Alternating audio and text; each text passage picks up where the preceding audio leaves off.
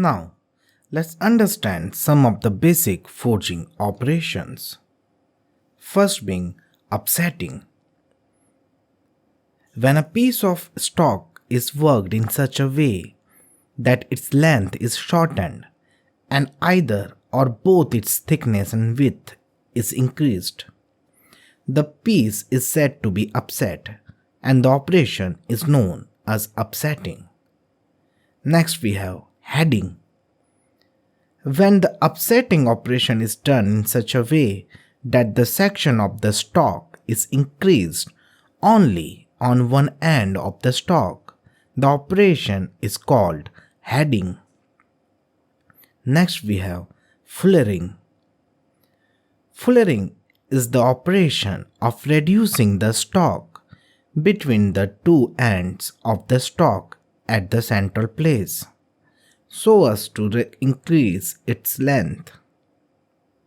The inclined surface of the die prevents material movement in the width direction, that is, it prevents its spread because there is a pressure component acting in the direction of the material flow.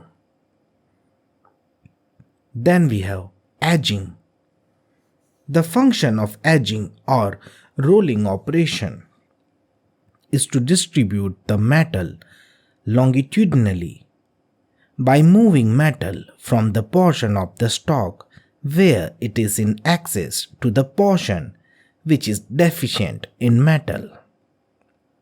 Then we have drawing down. Drawing down is also known as cogging. It is an operation similar to fullering, with the only difference that the stock is reduced at only one end instead of a central place, as in case of fullering.